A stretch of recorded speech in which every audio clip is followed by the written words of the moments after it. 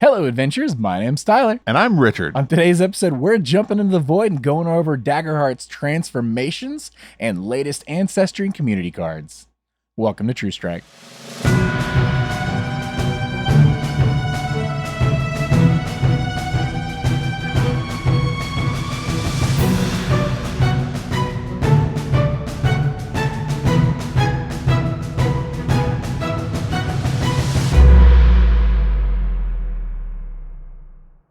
Howdy, folks, Howdy, and folks. welcome back to the show. That's my line.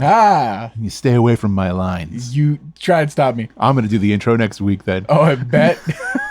I'm going to mess it up. That's my thing.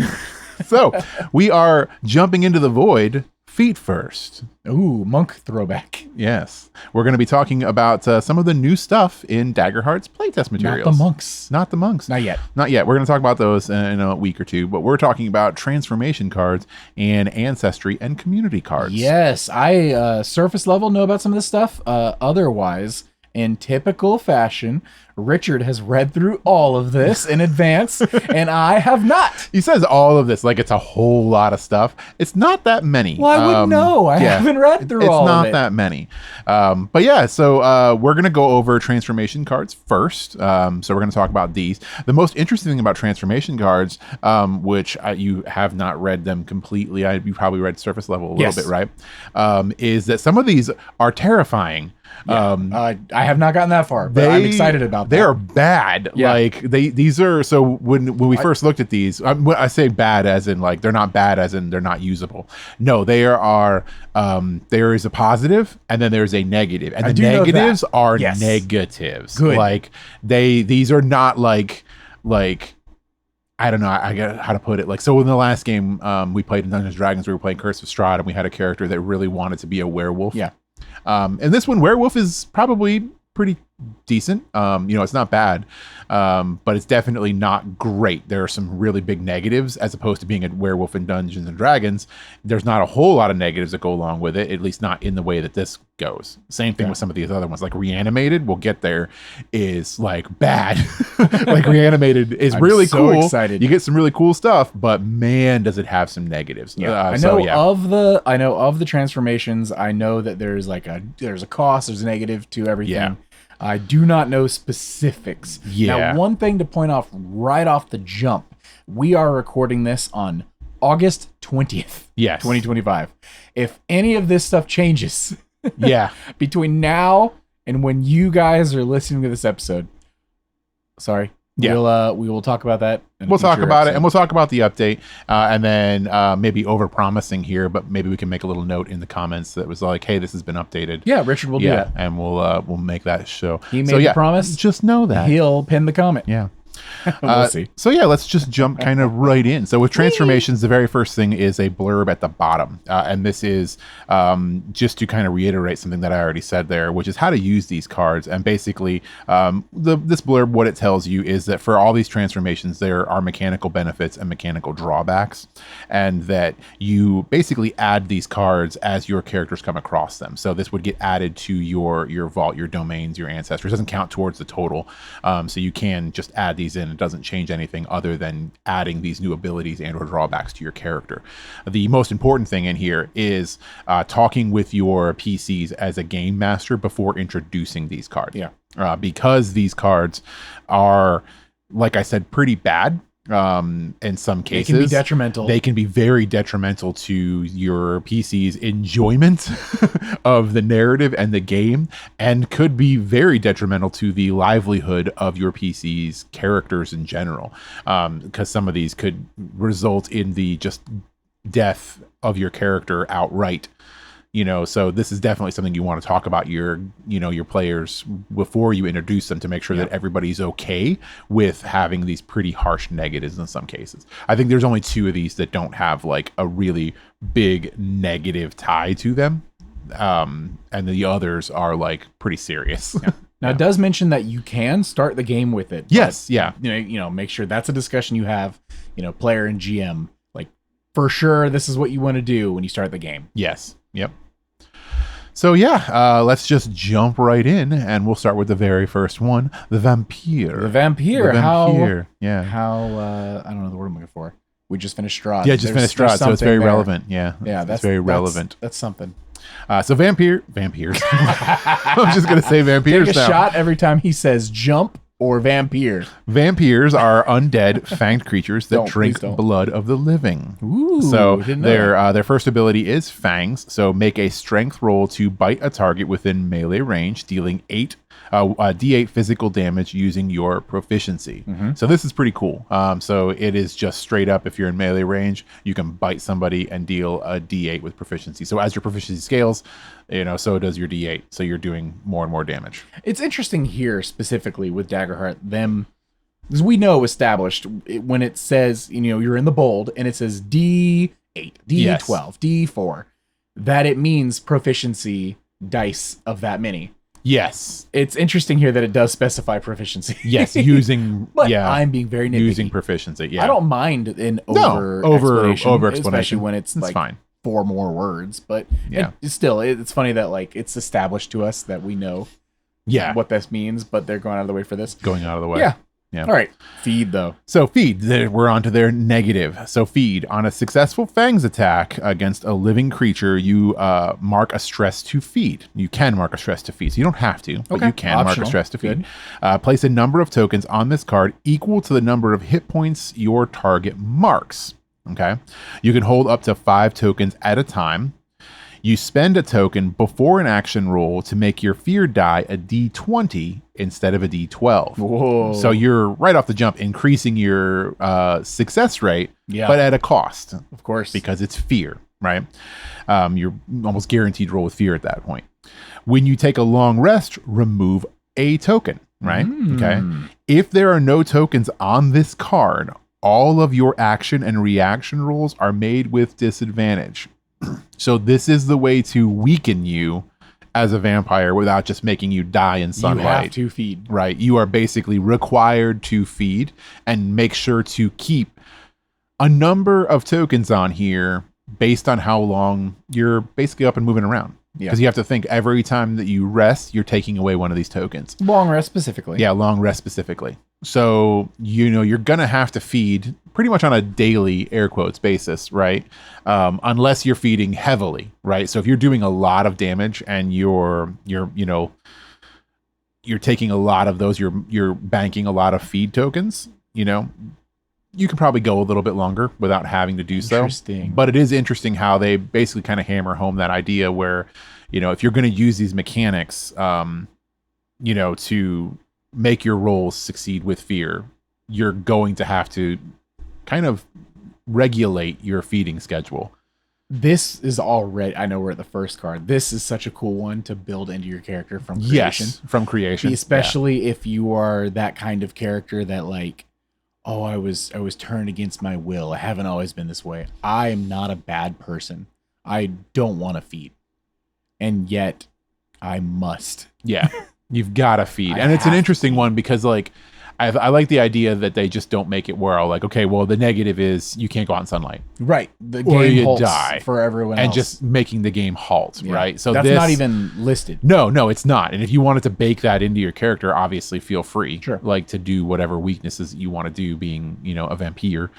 But I like how they handle it, which is if you don't do this, you end up just severely limiting your character's abilities until you feed again. Right. So if you just choose not to feed, you're just rolling at disadvantage all the time, which is not great for anybody. And eventually you're going to have to feed if you really want to be of use to your party, or you're just that struggling vampire who's wasting away, not being a functional party member. Right. It's funny, too, because Daggerheart being the game that it is and everything being made from the ground up for interpretation and roleplay, I throw your typical vampire out the window and immediately move to a creature with long fingers and kind of disproportionate limbs and just a row of razor teeth, like a big a leech, and you're very alien and you must feed to survive. But that totally, you wouldn't think, the leech can't go out in the, during daylight. That throws away all your typical, preconceived notions of a vampire. But all of those, the fangs and feed make perfect sense Yeah. for something like that. Or I don't know, maybe you're like, hey, what's up? I'm this super hot, person. Sparkly. But guess what? I'm a mosquito. And you're like, oh no. Yeah. No, I like this one. I do like this transformation card. Sparkly. I like. You went straight to Yeah, I vampires. went straight to vampire. No, I like this one a lot. I enjoy the negative. I think is pretty good. I like it. I think it well balances out. I don't think this one's going to destroy your character like some of the other ones that we're going to get to. Like there's nothing in here that's going to kill you as a character, right? You're just rolling at disadvantage on things. You're not at risk of just losing your character from the negative on this one. It's just making you a bad person. I just like where you hide your stinger. Yeah. Like you're like down your pant leg. You're like, whoop. No, it's in your palm. Ooh, just palm somebody. Yeah. That could be cool too. Yeah. I go right back to teeth. You've got razor teeth. Razor teeth Shark on your teeth palm. in your palm. This could be so fun. This could be fun. I like it. So moving on from vampire, we're going on to the werewolves. So werewolf. Do you want to do one? I don't Go care. for it. Well, you haven't read them, so I didn't know if like I'm reacting. if you're reacting to these. Run us through this episode. I feel like I'm going to run you through these then. Yeah. So werewolf. Werewolves are creatures who transform into supernatural wolves. Full stop. Whoa. That's all it says. You're just a cool wolf. You just turn into a wolf. I mean, this one's pretty, all these are kind of self-explanatory. And this is something, I think Rowan and Smith Stark and I think they all do super, super well, is they convey what you need. Yes, what you need. So few words. Like the fact that a vampire, we already pointed out, the limitations of your typical stereotypical vampire are just not there. They're not present. Yeah, they're not present. And yet this opens up the door for all these, like all the possibilities and flavor. You could just play a standard or vampire if you want to, or whatever. Them going into werewolf, being like, you turn into a supernatural wolf. Yeah. Like, what does that mean? Are you like bipedal? Are you a giant is it a giant wolf? dire wolf? Is it what are we talking? American Werewolf in Paris kind of wolf here? What kind of wolf are we talking playing about basketball? Here? But yeah, am I chasing sparkly vampires? it's what you want, I super, super love it. All right, let's go. All right, so wolf form. When you mark one or more hit points, you can also mark a stress to enter your wolf form. Oh, I'm a druid. While in this form, gain a D10 wolf die that you add to all attack and damage rolls. Attack and damage rolls, you're adding a D10. When you would gain a hope while in wolf form, you mark a stress instead. Oh my god! So, oof. Now we're getting a little bit painful, but I mean, wow, it kind of makes sense. So you're marking a stress to go into wolf form, right? Yeah. So you have to get hurt too. When you would gain hope points, you're gaining stress instead. So you were just pushing stress as a wolf. It's stressful being a wolf, but you're getting a D10 to your attack and your damage die. And this is also, must say here, this is you can change. Yes. Right. So this is purely a conscious choice. Right. There's not a force you into being a wolf here. You are also not gaining hope. Yes. Your hope fountain is turned off. No longer gaining hope. Wow. Which we'll touch again going into the negative here. Ooh, so that's not the negative. No, that's not the negative. That's part of the positive. Yeah. So you're no longer gaining hope. You're marking stress. Awesome. You're marking a stress going into this. Every time you would gain a hope, you're gaining a stress instead. Okay. So that brings us to frenzy. So frenzy is the negative. When you mark your last stress while in wolf form, you go into a frenzy. Roll a number of d20s equal to your tier and automatically deal that much physical damage to all creatures within very close range. And then drop out of wolf form. Oh my god! And then you leave wolf form. That could be amazing or brutal. Or incredibly brutal. Wow. Because that's all creatures. Yes. So this includes your friends. You drop out of wolf form, and your stress is maxed. And your stress is maxed. So you're out of wolf form now. Your stress is maxed, and you just waylaid a bunch of people. And this is the interesting thing, though. So cool. Is because it's when you mark your last stress, right? So there are ways that your GM can use this against you. Yes, they can make you take They stress. can make you take stress. Yeah. Because you are now in wolf form, right? And if you are in a combat and you decide to go and wolf out and your GM looks down and they see, oh, look who's so stressed right now, because And I've got a lot of fear. anytime you roll for hope, you're gaining stress. Yeah. So you're just pushing yourself. So now as a player, you have to make a conscious decision to stay away from your friends. Because if you get too close to your friends and the game master sees that and be all like, haha, have a stress because they have an adversary that has a stress move, right? They can force you to go frenzy. Or just spend fear and have an environmental thing take place, and then you get stressed. You get stressed. Yeah. There's so many different ways to manipulate your players to doing D20's worth of tier damage to people they don't want to hit. Not even just team members, but like NPCs. Like kind of goading a wolf player to attack NPCs like in a town and then have people turn against them. The options here are endless. But again, we go back to this whole negative. Once you drop out of this wolf form, you're maxed out on stress now. That's rough. That is rough because being maxed out on stress means you're taking damage when you stress out again, right? So this is a tough one. Now we're starting to get to where the negatives are actually negatives. So this one is a little bit harder to manage, I would say, than vampires. Is the only way to drop out of wolf form to max out stress? To go into frenzy. That is the only way. As of right now, yeah. Wow. So you have to frenzy out, yeah. So this is an engine. It's a stress engine is what it is. You're doing a lot of damage, but it is a stress engine, which is why it is a choice to go into this form. Right. It is a conscious choice that you're making. There's nothing in here that makes you go into wolf form. Interesting. You are making this choice. This is so cool already. So yeah, we're already getting into harsher negatives here, which like I said, I'm not against. I'm just surprised. No, especially because even if you shocked. are inflicted with lycanthropy, you're a werewolf. Yeah. You have to choose to You got to choose to do this. That's awesome. All right. So our next one is the reanimated. So reanimateds are corpses who have been brought back to life. That's it. So just think of zombies. Your corpse. Your Sally from Night Before Christmas. I went straight to like Dr. Frankenstein's monster. Yeah. All right. So their first ability is Stitch Up. During a rest, you can only clear hit points if you have access to remains from a recently deceased creature. Good. Love so it. you cannot heal unless you have dead parts around. You have to describe how this material affects your appearance. So are you replacing hands, ears, nose, eyes? Is this already your favorite? Head, shoulders, knees, and toes. It's hilarious.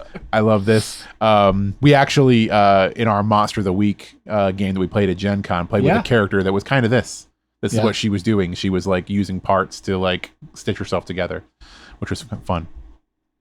So you cannot clear hit points by any means except downtime moves, or a risk it all death move. Wow. So this is a big one. No potions, no spells, potions, the healing anything. spells, Wow. nothing. You are not regaining hit points unless you are Downtime replacing move. body parts, Yep. right? So that's the downtime move to replace your body parts. You're either replacing body parts or you're risking it all in a death move. So now we're getting a little bit harsher. It's very difficult to heal this character. Interesting. Very difficult to heal this character. Our last thing, which is the negative. Well, I wouldn't call this a negative. Is corpse. So when you risk it all on a death move, if you fail, you can permanently mark a hit point to succeed instead. Yeah. When you do, you still use your hope's die value to clear all hit points and stress.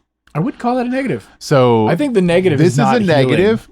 I think the negative is not healing. However, this character has a limited lifespan. For sure. And that's the real negative that corpse is, because every time that you drop down, your only option is to risk it all and lose a permanent hit point.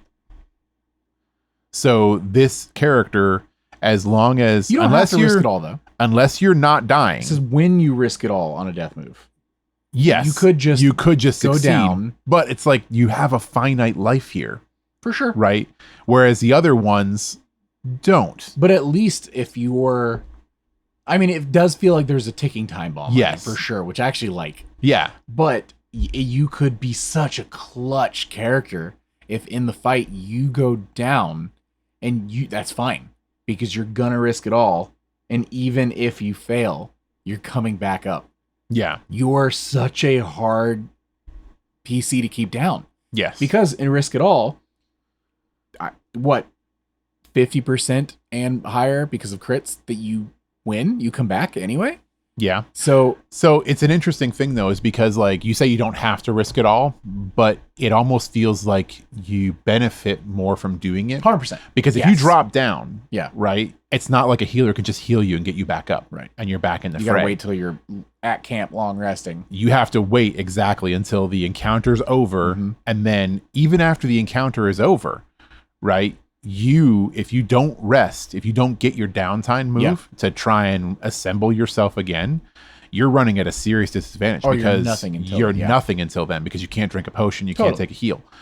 So it's like they're really pushing you to risk it all. For sure. Because if you don't, you're going to be at a detriment. But the thematics of being in a fight and the GM not being able to keep you down. Yes, because you just keep getting back up. Coming back up. Yeah. And if you succeed on that roll, you're not even marking hit points. Yes. You're just coming back up. And you're so just hard. keeping coming back and up. then you do fail, and it's fine because you're back anyway. If you do fail, ooh man, you're hurting yourself long term. This is not a long term character, most likely. No. But I think as far as short term, this is a really fun character. Yeah, very fun character. Imagine like a barbarian that you just can't kill. Yeah, you just can't kill. Woo. Oh man, a barbarian reanimated. Yeah. Oh, that's a good one. Right? That's a good one. I love these. All right. Our next one is the shapeshifter. Shapeshifters are creatures that can change their physical form. So this one is one of the first ones, and there's only 2 off these lists that don't have like really serious negatives that go along with them. Okay. So the first one is change shape. During a long rest, you can spend a downtime move to swap your current ancestry with another. When you do, describe how your appearance changes. Also, shapeshifters are creatures that can change their physical form. I said that part. Did you? Yeah. I missed that. So yeah, you can change your shape. So anytime you do your long rest, you're changing. You can just change to a different ancestry, which is really, really cool. Okay, easy. So the other thing is only skin deep. When you change your shape, you only gain the benefit of one of the ancestry's features. So you don't get both. You get to choose one of them. When you select, which you select when you choose the ancestry that you pick. So if you like wanted to change to a ribbit, you would choose, like your tongue. Interesting. Right? You can spend a downtime move to switch which one of the ancestry features you gain the benefit of. So you can switch back and forth. So really the only negative here is that you're not ever getting 2 ancestry benefits. Yeah. Which I don't mind. Because the versatility of just being able to be any ancestry that you want. You are also using a downtime move. Yeah, you're using a downtime move, yes. But, I mean, it depends on it does matter. It does matter, but sometimes it doesn't. What if you need healing? I've had downtime moves in games where I didn't have anything to do. For sure. Right, so I just use those to help other people. You know what I mean? So in this case, you can change. This is a syndicate rogue. Yeah. Ooh. Oh, man. The implications of being able to play a rogue who can be anything. Yeah. Yeah. But again, this one seems a little bit less harsh than all the other ones, right? The negatives here are not really anything that's going to like kill your character or really damage your character in any way, shape, or form. They're just kind of like lowering your overall usability by not giving you all of the ancestry benefits. But still a good one. The role play of like going in to like your like secret group and being like, I think we should bring Claire in. I'll contact her and have her in tomorrow. And then you turn into Claire and you come in tomorrow. Yeah, and like, you come in. Evans, let me know. Tell me everything. I know everything, or tell me everything. Yeah. It's just neat being able to like just full on be a changeling. That's cool. You're in the party. You, Richard, are playing a character. Like you're playing multiple characters. The other party members don't know you're a changeling. Don't know that I'm a changeling? Yeah. Oh my god. And you're like, you know what? This character's gonna go off. This is my new character. This is Theodore Tedro. He's a ribbit. You're like, hey guys, I'm a ribbit. I don't do the tongue attack for reasons. Just so you know, I have an appointment tomorrow, so I won't be here. I won't be here. But I'm going to send an associate of mine. Richard, how come you're only playing rogues? I think it's fun. But yeah. God, that'd be so fun. Shapeshifter is cool. I like it. Yeah. Next one. This one's probably my favorite of the lot. Yes. I didn't expect that. Ghost. Ghosts are a spirit trapped between the mortal realm and the Veil of Death. Ghosts are also a spirit trap between the mortal realm and the Veil of Death. Exactly. The first thing is spirit form. Your physical form can shift between corporeal and incorporeal. Mark a stress to transition into and out of your spirit form. While in spirit form, you can move through solid objects, are immune to physical damage, and take double magic damage. That's sick. You can spend 2 hope to attack or physically interact with the material world. While in spirit. Okay. I love that, because you could just be all like, I'm incorporeal and I want to push that vase. And you're all like, okay, you got to spend 2 hope. And I'm like, okay. It's just like Ghost, the movie, where you have to really focus to kick the can down the alleyway. It's cool. I like it. I like the idea that you are immune to physical damage completely. Well, I was gonna say, like, the fights you could be in where, like, this boss or this bad guy is only, like, capable of physical damage. Yes. And you're like, I'm going spirit form. I'm Danny Phantom. Yeah. I'm going spirit. And then I'm going to spend 2 hope to attack him. And he can't hit me back. And he can't hit you back. It's However, like you hit him and it makes contact. Then he goes to hit you and he passes right through you. Yeah. It's such a fun narrative. I do like that the hope is required to do it, though. Totally. 100%. Because there is a finite amount of hope. Yep. And if you run out and you're not generating, right, and you can't interact with the material plane anymore, you're going to have to drop out. Yeah. So it's all like, it's cool. I like the idea that, like, it is cool. It's very powerful. Yeah. But also has its drawbacks because you can't just innately interact with the material plane. I like the idea that you max out on stress going into ghost form and then you're stuck. And then you're just stuck in there. Let's switch back. I'm a ghost. I can't. I'm just a ghost. Sorry. I need to rest. Let me be. Let me do something where I gain hope. Yes. No, I like it a lot. Get stressed. This is where it gets dangerous. That wasn't dangerous? No. Ephemeral is dangerous. I'm glad you read that word. Cross out a hit point slot when you take this card. Oh. So when you take this card, you lose a hit point slot. Okay? Great. It gets worse. And when you increase your tier. What? Every time that you jump tiers, you lose a hit point slot. Are you closer to the Because you're closer to the great beyond. So yes, this character, the higher level that you be, the higher level that you be, the more closer to actual true death you are. Oh my god. Every time you increase your tier, you are losing a permanent hit point slot. And this is a one and done. Yes. Because of the next sentence. This is a one and done because of the last part. When you mark your last hit point, you must choose Blaze of Glory as your death move. Whoa. Full stop. So when you go ghost, there's no going back. You're holy crap. Yeah. That's nuts. This is a tough one. This is so cool. This is a tough one. This one I think is my favorite because it's fun, but I also like the implications of Ghost existing in this game in general. Totally. Because if you are in a position where you are playing in a game with some people, it's a long-term campaign or something like that, and a character dies. Yeah. It doesn't necessarily mean the end of that character. This character can have like almost a mini redemption arc in the form of a ghost. Because if you have a character that dies off, you just slide across this transformation card and be all like, do you go to the light or do you not?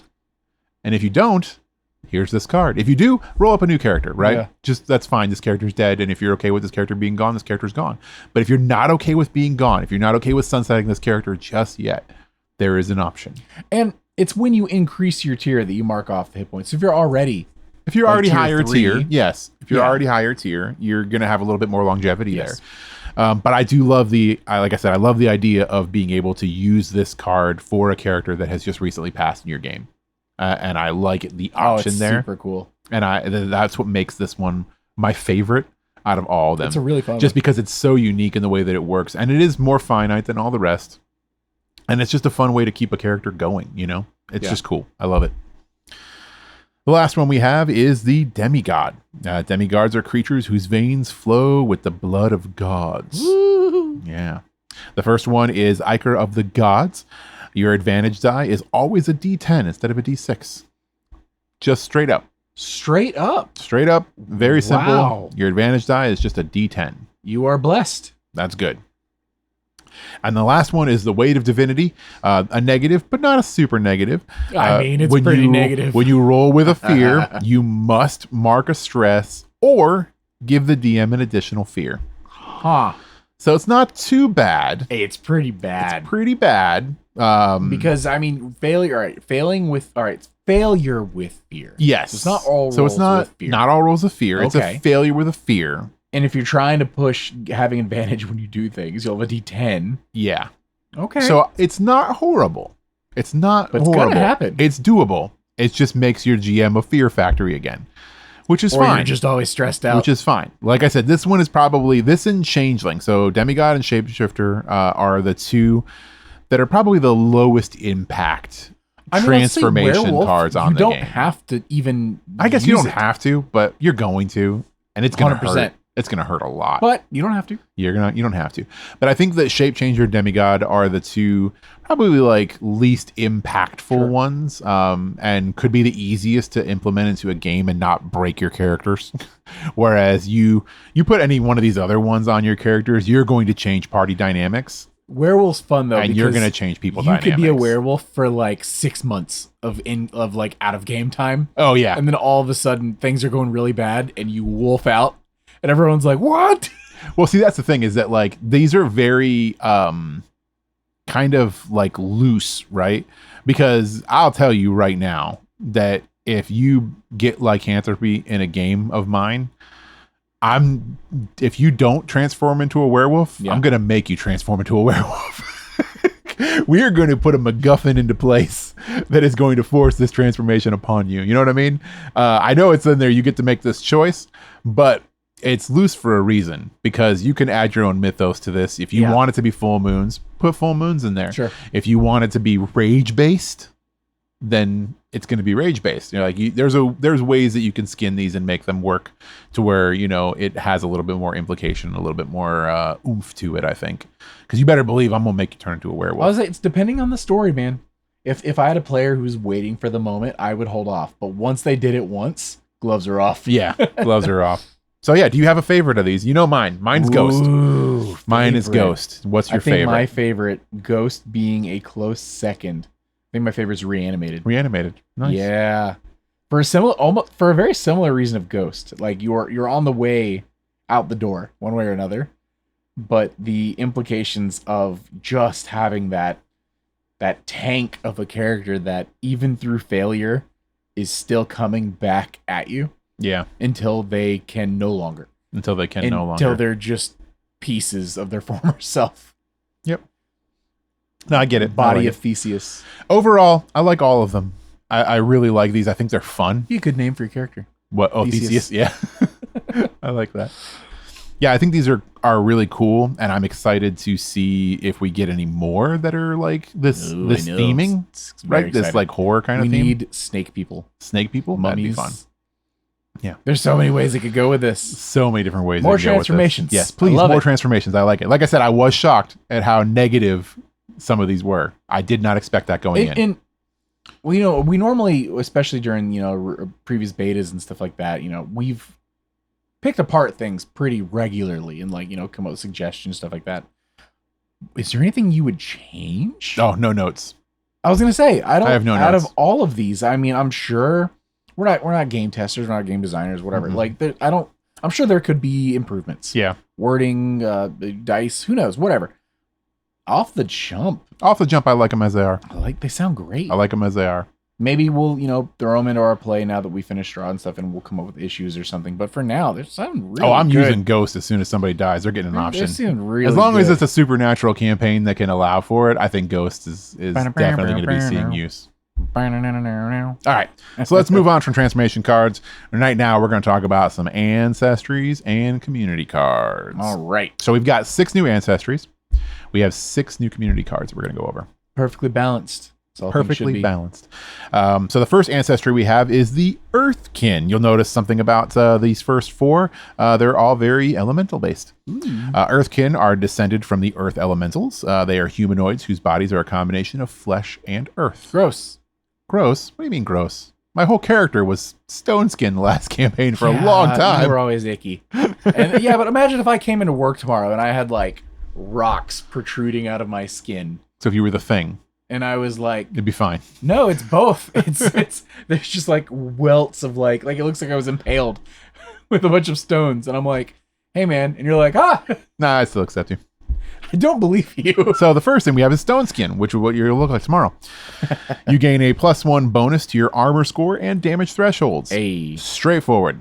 Love it. It's good. It's a very good one. The second is immovable. While your feet are touching the ground, you cannot be lifted or moved against your will. That's very powerful. That is incredibly powerful. All right, so it is the thing. Yes. So you are just stuck in place. They were playing Rivals. I was gonna say they really liked maining the thing in Rivals, and they were like, "We're gonna do this." So yeah, this is just beefy boy. So that not be lifted. That or moved. bonus to your armor, bonus to your threshold, and immovable makes this perfect for playing somebody who's going to be the main tank. I like the idea that every time I step, my ground is becoming one with the earth. Yeah, you just kind of like meld up into it. Or like reaching into the ground every time I step, and then they like almost like hands. Yeah, they let go when I step. You are just one with the earth always. So cool. It's interesting how you would apply this to like being on a boat, though. It's part of the ship. Do you lose that ability, or do you just become one with the ship? I mean, were the planks not? What happens if you're in the water? Are you technically movable because you're floating? Do you float? Yes. Do you sink? Sink. Okay. You have to sink. We're asking the real hard-hitting questions here. What an Earth can do in the water. All right. Anyone from Daring to Press, if you made it this far into the episode. Yeah. If you're an Earthkin and can you you're swim? in a lake. Can Earthkin swim? Swim? What's the swim speed of an Earthkin? Is it you're on the bottom? Yeah, you're on the bottom. Is it walk speed? Yeah. It's that scene in Pirates of the Caribbean where they walk the canoe on the bottom of the ocean. You know who doesn't have to worry about that, though? I'm assuming the Tidekin? The Tidekin, which is our next one. The Tidekin are descended from water elementals. They are humanoids whose bodies are a combination of flesh and water. Yeah, but what do they do if they're on Earth? They're just still water on Earth. They don't have any of the problems that the Earth can have. See, that's better. Their first one is amphibious. You can breathe and move naturally underwater. That's the problem with the Earthkin. You can't breathe underwater. Easy. This is fine. You can just, you're fine underwater. Great. Their second ability is Life Spring. Once per rest, when you have access to a small amount of water, you can mark 2 stress to heal a hit point on yourself or an ally. Oh, I love that they add an ally. This is fun. That's neat. This is fun. You can use your water to heal other people. You can use your water to heal you. What's a small amount of water? Who can know? I don't know what the solution is, but Tidekin feels weaker than Earthkin. Really? You think so? Unless it's like a seaborne adventure, like if I'm on a pirate ship, Tidekin's gonna be great. I think Tidekin is cooler.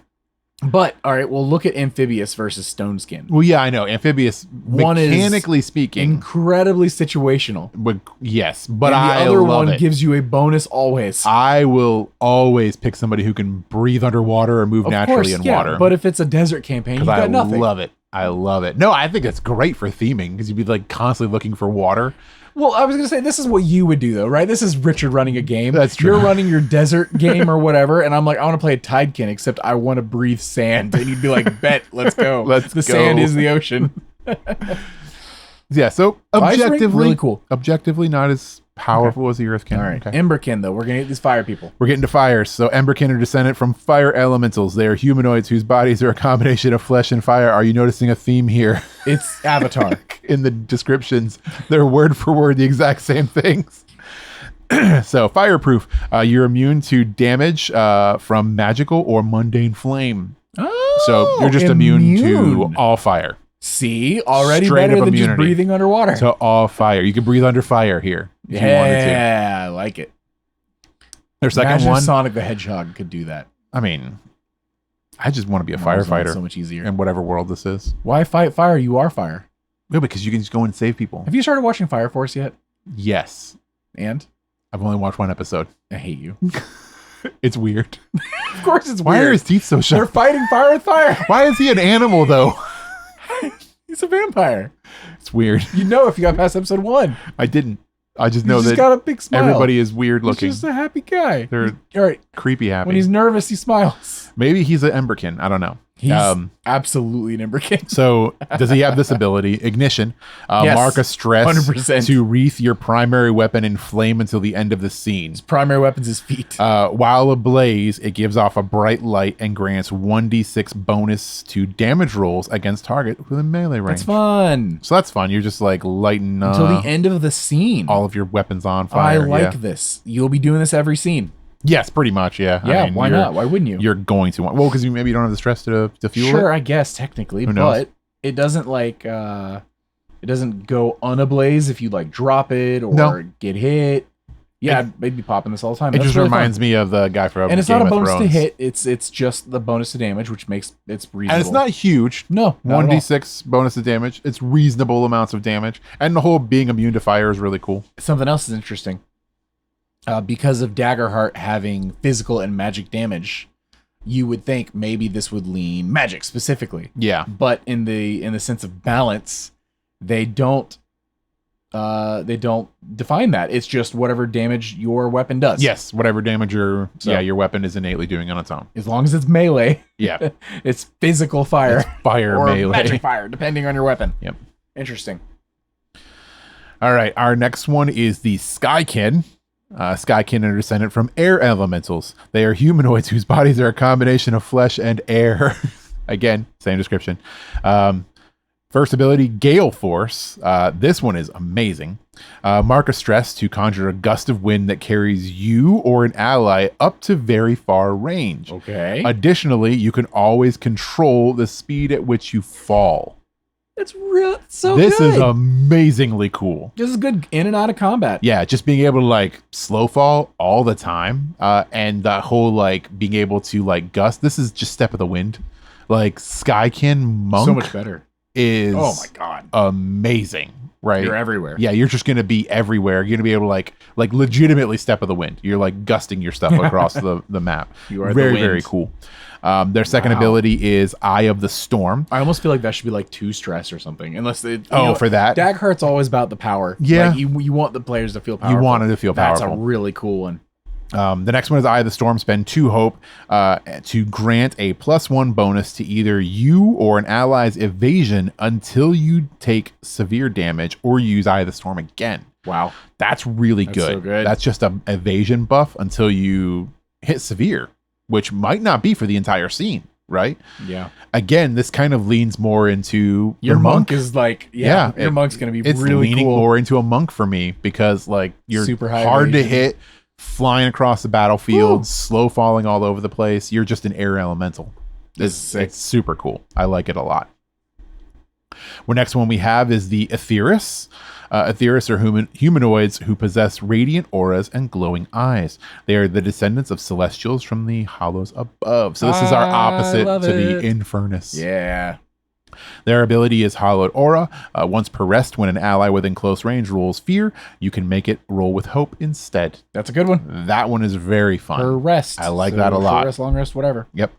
The second ability is Divine Countenance. You have advantage on rolls to command or persuade. Also useful. So this is just an overall This is a good kind one. of utility guy. Yeah. You're able to persuade and command people. Yeah. With better efficacy because you're holy, like you're godly, and that whole changing a roll from fear to hope. Yes. That's really cool. I tend to like to play very personable, helpful characters anytime I can.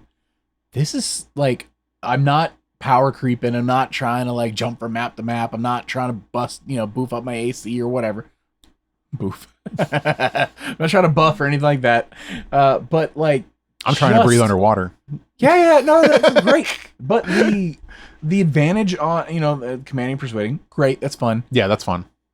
Just being able to flip from fear to hope could just completely change For how a sure. scene goes. That's a big one too, especially when your GM starts to run low on their fear, right? So like if they don't have any fear, right, they're just waiting for you to roll for fear so that they can do something. Like they want to use an environmental effect, or they want to use a fear to do something like remove a status condition on one an adversary that's important.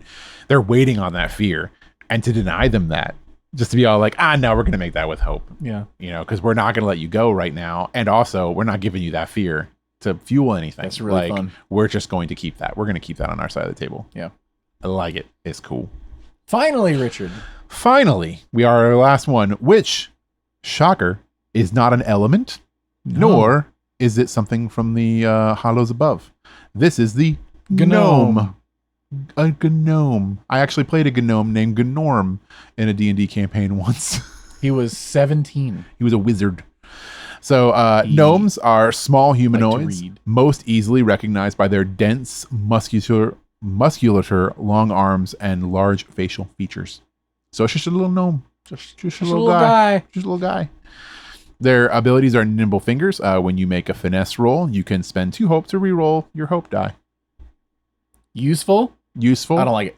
I think it's too expensive. It's way too expensive. I think 2 hope is too much. I think 1 hope would be fine. Would be perfectly fine. I think 1 hope would be fine. This is my first one I think I've seen an actual issue with where I would not pick something because of... I agree. Yeah. I think it would be better if it was just a little bit cheaper. It seems a little expensive just to re-roll a hope die on a finesse roll. Yep. Because it's very specifically finesse rolls. Yes. Finesse rolls. It is still only 1 die you're re-rolling. 1 die. Yes. Yeah. So, yeah. This, I think it's cool. 1 hope would be functional. I think it needs to be a little bit cheaper. Yes. The last thing is True Sight. 2 hope, I could see the whole roll. Yes, whole roll. Maybe, but then you would have to restrict how many times you can do it. I think. Right. No, I think one for hope. I think 1 for hope would be fine. True sight. Close to True Strike, but very not. Close. You have advantage on rolls to see through illusions. So just straight up a passive. Great. So just being able to have True Sight is really cool. I like that. I think it's fun. A little bit of flavor for them to being able to see through stuff. I like that a lot. I almost wish. I almost wish you could just always see through illusions. Ooh, I like that. But I like the idea that you could be distracted enough to not, though, Yeah. And that's really what it comes down to. It's just that thing of like, you have to... I feel like your GM needs to step forward. See, you don't want to play your hand and be like, you notice something strange here. Make me a roll. Which I think is how you'd have to do it. Yeah, But true. now you're pointing out to your players that this wall in the cave might be an illusion when they before were just walking by it originally. I don't think you have to play it like that, because you could also just play it like as in, because your players are going to be naturally inquisitive anyway. They're going to come in a room and be all like, I want to look for something weird like in the room, and you'd be all like, okay, give me a... If you factor that in, sure. You'd be like, okay, sure, roll with advantage. Sure. Because you have True Sight. Yeah. Then, you're there. Yeah. So I kind of like this one. I don't mind True Sight the way that it is. Nimble Fingers I would change to 1 hope. Okay. And again, this is the first one, and I think the only one that I would change. And that's even going back up to like things like Tidekin, which you didn't like because it's just breathing underwater. Yeah. I like Tidekin. I think Tidekin is really cool. I think my standout here for all of these is it Skykin. My favorite is Skykin. It's really good. Skykin is so I like cool. Aetheris, but a Skykin is really, really, really good. The Gale Force, being able to move you and an ally. Yes. Anything that allows you to also affect your allies. Yes. Up to very far with just a stress. That is maybe too cheap. I don't know. I said that when we read over it. Yeah. That I think that should be 2 stress. That maybe should be 2 stress. Maybe I agree with you on that one. Or stress hope. Because it is, a stress hope. That'd be interesting. A stress and a hope. I like that. Maybe a stress if you just move yourself, a stress and a hope if you move your ally. Maybe something like that. I don't know. But Skykin is my favorite. 2 stress if you move someone else. It's my standout. There's some workaround. There's some working in there. Yeah. But as it sits. As is, it's just amazing. It's just amazing the way Feel that free it to is. let us, charge us more. Yeah. So what's your favorite on this one? Favorite? Yeah. My favorite's going to be Skykin. Skykin? Yeah. Skykin. Aetheris would be the one I would play. Oh, okay. Because I already have the characters in my brain. Emberkin, also a close second for ones I would actually play. Because the thematics... I like ones that I'm not going to look at and immediately... Like, Skykin, I think, is the best, right? I don't always want to be the best. Sometimes I want to let the other players at the table be the best. I want to be second best or third best. I just want to make cool plays. Yeah. But not be the standout. You know me. Earthkin, I think, is just solid. Huh? Yeah. Haha. Pun intended. Yeah, I think, yeah, really the only one, because I would change Nimble Fingers of Gnome and True Sight. I would like to see, personally, like to see it worked Just with a little bit. With a little bit, yeah. We can see. I think and honestly, out of the entire list, the one that I immediately have a character for, like, is not actually Skykin. Yeah. Like, is not that. The one that I legitimately already envision a character for is Tidekin, because it's somebody who works on a boat. Like, it's somebody who, like, lives on a boat, works on a boat, that is, like, that person that is the one that has to go overboard to work on the hull, like, on the fly, like, you know, while you're on the ocean, you know what I mean? Like, the person that is not a captain or anything, but just somebody that works on the boat that has that versatility. Yeah. It's that thing where, like, you know, this person could, they want more from life, but this is the job that they can do, that they fit because of what they are. It's their lot in life, and they do it because, you know, they're better at it than other people, but they want more. But yeah, that's the character that I automatically have somebody for, like, which is funny because, like I said, it's not my favorite. Skykin is my favorite, but the one that I already have a character idea for is Tidekin, just because it's cool. The Life Spring is really neat. Yeah, Life Spring is really fun too. There's a fun character there. I can't wait to see him. All right, so now we got to move on. Our last thing is our communities. The first one we have is the Duneborns. I can't do the scream. It would probably break the mic. You did way better. I'm trying to do it quiet. And your levels are nice and close. Being a part of the Duneborn community means you're made a home among the shifting sands and arid climate of the desert. Cool. Your ability is Oasis. During a short rest, you or an ally can re-roll a die used for a downtime action. That's it. Pretty straightforward. I like it. Doesn't, I don't know, it seems weird because it's not super Dooney themed. So it doesn't make you think of sand. And sand stuff. I think of being more resilient. Precisely my thoughts. I like the ability. It's very useful. Will always be useful. Has nothing to do with sand. Yes, that's what I mean. Like, it's cool. And I can devil's advocate, right? I can be like, well, you understand the shifting sands, and you just get like the ebb and flow of the world, and because of that, you can shift things and understand how it's gonna be, and you can change it. I don't know what the answer is here. Different. I just know that I don't like Oasis as much. It's a solid ability, but it doesn't fit the theming. I don't think. At least not what you get for the other ones. All right.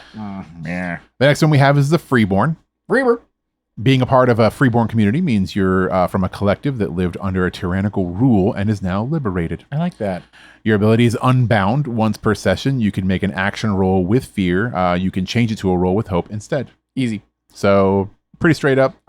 This one does kind of fit, right? Because you're rolling with fear. Does fit, yes. And you're now rolling with hope instead because you're somebody who is liberated. So you're turning fear into hope.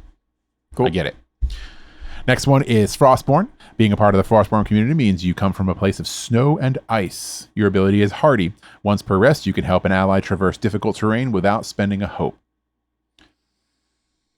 I don't like it. Yes and no. It fits. It fits. Maybe Maybe not specific enough for me, just like Oasis is not for Duneborn.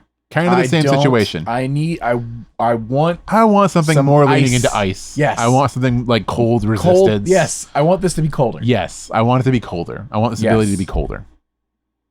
Once per session, I can make a physical attack magic, or I don't know, like. Yeah. Again, I don't know what the answer is. Cold resistance or it's something. Just the theming is almost there. Yeah. Almost there, but not quite. Not quite. Once per session or rest, you can turn snow into water. Like, I don't know. Like, that just happens naturally, you know? You don't it's really cold out. During rest. It's really cold. That's what happens to so snow. Cold. It's entropy. It just turns to water. All right. Next one we have is the Hearthborn. Coming from a Hearthborn community means you come from humble origins, having lived in a small village or on the countryside. Close-knit. Once per long rest, you can spend any number of hope to give an ally the same number of hope. Love it. Oh, you just hope transition. Love it. You're a hope transition. I You're a love hope it. transfer, and it makes sense. The close-knit Yes. community. That's You're like, really you're just good. all about family and helping people out Wow. and just giving your hope away. This is a really good one. I love this one. Yes. No 100%. notes. Full send. Send. Keep it as what it is. Cool. I love it. Next, Reborn. This is the one that I called out in the TikTok that I did about these because it was fun. I forgot you did that. Yeah. Look at you. You were social once mediating. a member of another community, but you can no longer remember it. Your first thing is found family. Well, the only thing is found family. Once per session, you can spend a hope to use an ally's community ability. When you do, the ally gains a hope. At any point, when you discover the community you were once a part of or have joined a new community, you can permanently trade this community card for that one instead. I like that. I like this one. This one is a lot of fun. It's cool because you don't really have an ability. You're just borrowing all ability. one from somebody else, but it's only your allies. So it's not any community. It's the communities of which to surround you, right? And the idea that you can find your community and just become part of it. Yeah. You know, I like that. I think it's really cool. Maybe a little bit overpowered with the whole you can spend a hope to do this thing, but it is only once per session. And it gives the other player And it gives the other player a hope. So is it powerful? Arguably, you know, air quotes, powerful as like a community feature is. Yes. Yes. I think it's great. The fact that it also, you know, gives the ally a bonus with giving them a hope. Yes, this is super. That's great. Powerful. Is it going to break your session? No. Not And that's even a why I little don't think maybe I don't think it is too powerful, because at the end of the day, community is powerful? abilities are not that powerful. Yeah, right. they're just unique. Yes. They're just things. Yep. So they're not really this is powerful, great. so to speak. So this one was, like I said, this one's one that I called out specifically because this was probably the most exciting of them, because it's really, really cool. Yeah. And the I fact like that it they a can lot. settle into a community. Yeah, you settle into a So community, cool. and then this gone. This is gone. You're just that community now. Yep. Our final one is the Warborn. Being part of the Warborn community means you come from a place that is or was ravaged by war. Your ability is Brave Face. Once per session, when an attack would cause you to mark a stress, you can spend a hope instead. So you don't have to take the stress. You turn that into hope. Again, fitting. It Perfect. fits with Warborn. Yep. The theming is there. Perfect. I like the way that it is. Full send. This whole Full like send. bottom section, Bottom section Hearthborn, Reborn, Warborn. is great. The top section Press is the them. one that needs a little bit of The work. I top, think. redo them all. Yeah. My favorite, Freeborn's fine. Freeborn's fine. my favorite upon this whole list, when I made the TikTok, was definitely Reborn. Upon further examination and analyzation, Hearthborn Yeah, is my favorite. I love it. I love the whole idea that you are it's really a good. community-bound person, and I really love characters that help other characters. Yes. That's their linchpin, is being like the heart or being the help, and that cool just being able to just give your hope to somebody else. Yeah, Is really, really cool, and I can it's definitely not mark a see stress. It's Yeah, not you spend a just hope give to your then hope. give. It's just you're just a giving transfer. your hope. You're just transferring your hope over. And So I good. definitely see a utility in this, because yeah. I've seen characters that are hope machines that don't really spend it all that much. Yeah. Because you're not using it. You don't have anything you want to use it on, or you're not built that kind of a way. This is cool. I Yep. love it. So that's my favorite. What's your favorite? Hearthborn. Hearthborn. Okay. If So I we're had said- both right if I there. had said Duneborn, would you be Oh like, God. I just shut it off. I knocked your mic over. No. It'd be Hearthborn Yeah, for sure. Hearthborn. I think Warborn's perfect. I think Reborn is really, really good.